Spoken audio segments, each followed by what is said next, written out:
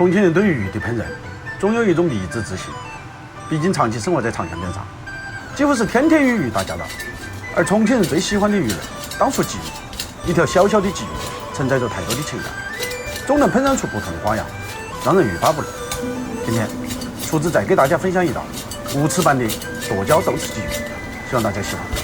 关于无翅鲫鱼的做法，我是全网第一个开始分享的，并且分享过多次，今天就不再啰嗦了，我们就按照视频来操作。还有保持怀疑的小伙伴，一条鲫鱼也才10几块钱，你们完全可以试试我的办法，看看效果。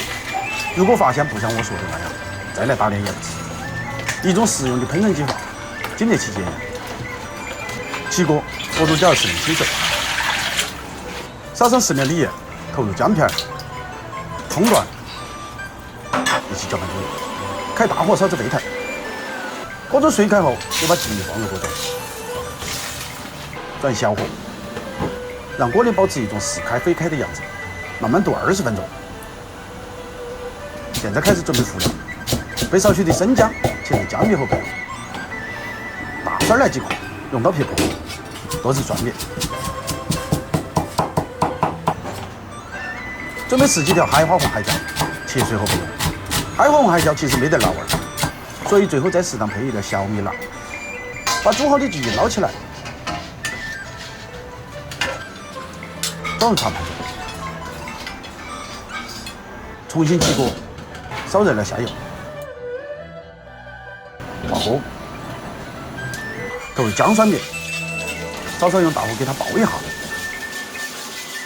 下剁椒酱，少许的豆豉，大火快速翻炒，把香味给爆出来。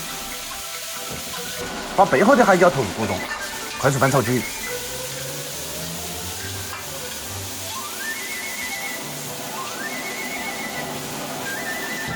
投入盐、味精、别糖，少许生抽，搁入少许清水，大火一起翻炒均匀。淋上少许陈醋，来点花椒油。炒匀，炒匀。手要多切啊！大火收汁，就差不多可以了。把炒好的料头浇在鱼身上，尽量覆盖均匀。